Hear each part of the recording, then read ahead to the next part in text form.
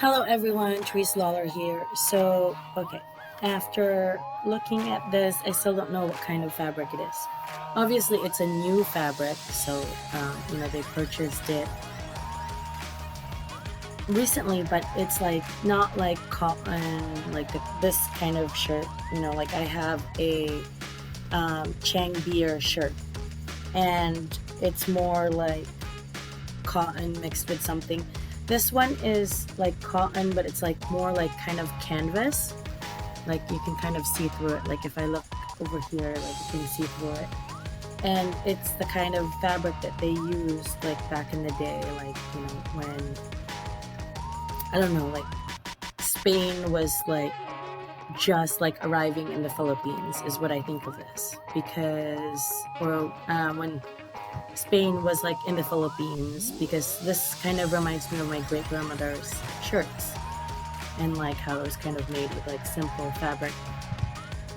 Maybe like something, Mexico would use also, like that, is like their normal type of fabric.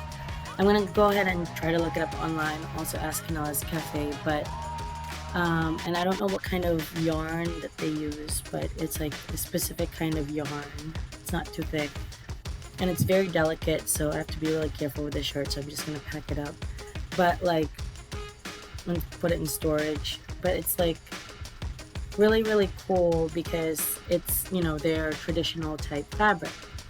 Well, after looking at certain fabrics here and there, like I wish there was a scanner for fabrics, and like, well, I mean, you would just scan in fabric or something, or like in really detailed, or take a photo of it really detailed, then you could upload it to a site and then it told you what kind of fabric it was.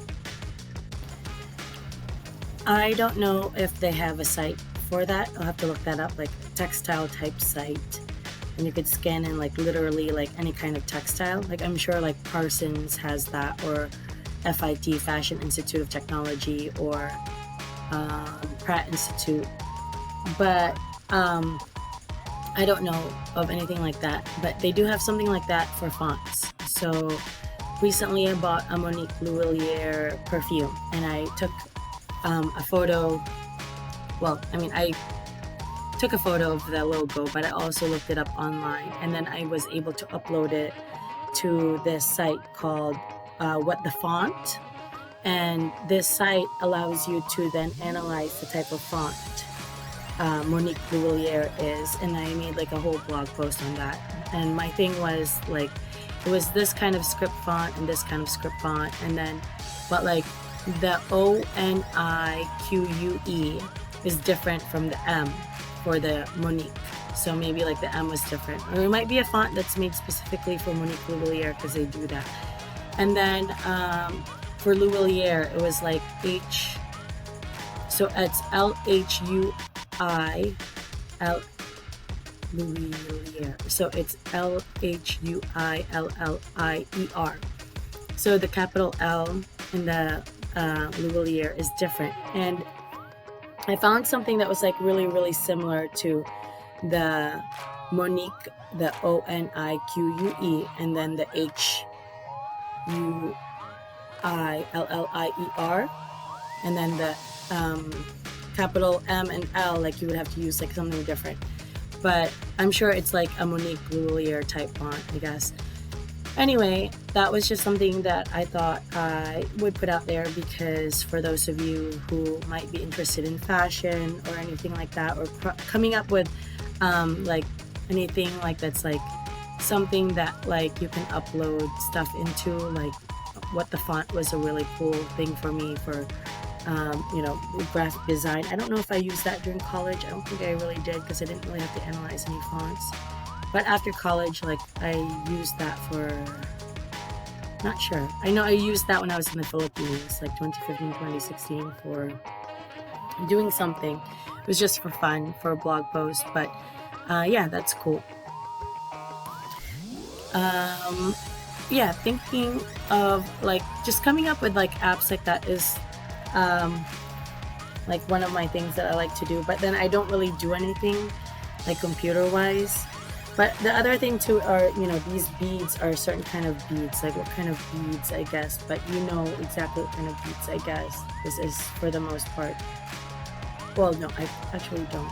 I guess it's similar to the beads that we have at the store, but it's slightly different from the usual beads that I work with. Because the e-beads that I work with are different from this. This is a lot smaller, and it's not glass, and it's like thinner. But yeah, I guess beads for the jewelry, you can also scan it, if you could scan it and then look it up, and like the kind of like, see how it's woven, like the kind of weave that is, I guess. Like, how do you make something like this?